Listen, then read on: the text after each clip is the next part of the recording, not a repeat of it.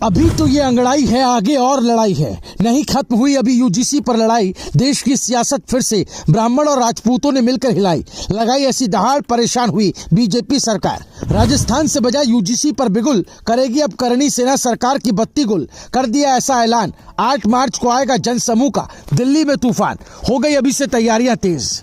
ब्रिजभूषण भी साथ आएंगे, राजा भैया भी हुंकार लगाएंगे। बुलंद होगी सवर्ण समाज की आवाज। यूजीसी को हटाने का लिया लाखों लोगों ने प्रण, दिखेगा अब दिल्ली में दम। यूजीसी को लेकर शुरू हुई लड़ाई अब थमती हुई दिखाई नहीं दे रही, बल्कि हर गुजरते दिन के साथ और तेज होती जा रही है। शुरुआत में इसे सिर्फ एक विरोध माना जा रहा था, लेकिन अब यह आंदोलन धीरे धीरे देश की सियासत को भी हिला देने वाला है। यह हैरानी की बात नहीं, सच बात है, क्योंकि अब इस आंदोलन में सिर्फ सामाजिक संगठन ही नहीं, बल्कि कई बड़े राजनीतिक चेहरे भी खुलकर सामने आने लगे। यही कारण है कि कहा जा रहा है कि लड़ाई अभी खत्म नहीं हुई, बल्कि ये तो अभी सिर्फ अंगड़ाई है। आगे की बड़ी लड़ाई अभी बाकी है। आपको बता दें कि 8 मार्च को दिल्ली के रामलीला मैदान में बड़े प्रदर्शन का ऐलान किया गया। रिपोर्ट्स की माने तो अखिल भारतीय चाणक्य परिषद के राष्ट्रीय संरक्षक पंडित कृपा निधान तिवारी ने दिल्ली चलो अभियान का आह्वान करते हुए देश भर के सामान्य वर्ग और सनातन समाज से अपील की है कि वो इस आंदोलन में शामिल हो। उनका कहना है कि अगर इस कानून के खिलाफ अब आवाज नहीं उठाई गई तो आने वाली पीढ़ियां इसे कभी माफ नहीं करेंगे। यही वजह है कि गांव-गांव और शहर-शहर में लोगों को 8 मार्च को दिल्ली पहुंचने का संदेश दिया जा रहा है। इस आंदोलन को लेकर माहौल इसलिए भी गर्म है क्योंकि अब इसमें ब्राह्मण और राजपूत समाज के बड़े नेताओं का नाम भी सामने आने लगा है। चर्चा है कि कैसरगंज से पूर्व सांसद ब्रिजभूषण शरण सिंह भी इस आंदोलन को समर्थन दे सकते हैं। ब्रिजभूषण का नाम सामने आने के बाद इस आंदोलन की राजनीतिक गूंज और तेज हो गई, क्योंकि उत्तर प्रदेश में उनकी पकड़ काफी मजबूत मानी जाती है। अगर वो खुलकर समर्थन देते हैं तो यह आंदोलन और बड़ा रूप ले सकता है।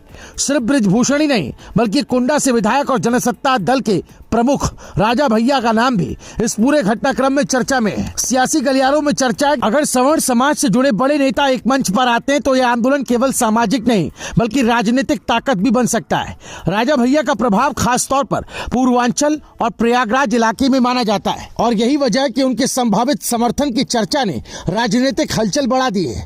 इस पूरे आंदोलन के पीछे एक बड़ा संदेश देने की कोशिश भी दिखाई दे रही है।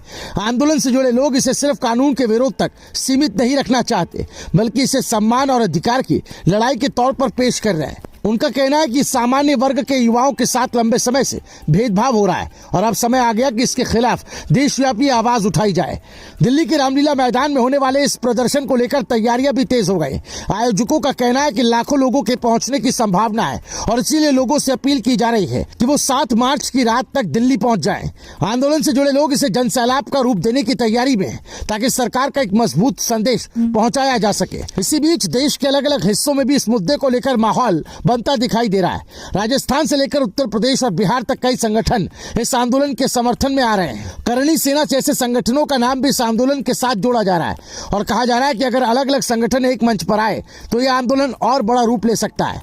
राजनीतिक विश्लेषकों का मानना है कि अगर 8 मार्च को दिल्ली में बड़ी भीड़ जुटती है तो इसका असर सिर्फ सामाजिक आंदोलन तक सीमित नहीं रहेगा, बल्कि देश की राजनीति में भी इसकी गूंज सुनाई दे सकती है। क्योंकि जब ब्राह्मण और राजपूत जैसे प्रभावशाली सामाजिक समूह एक साथ किसी मुद्दे पर खड़े होते हैं तो उसका असर चुनावी समीकरणों तक दिखाई देता है। अब सबकी नजर 8 मार्च पर टिकी हुई है, जब दिल्ली के रामलीला मैदान में यह प्रदर्शन होगा। सवाल यही है कि क्या यह आंदोलन सरकार को किसी बड़े फैसले पर मजबूर करेगा या फिर ये सियासत की नई दिशा तय करेगा।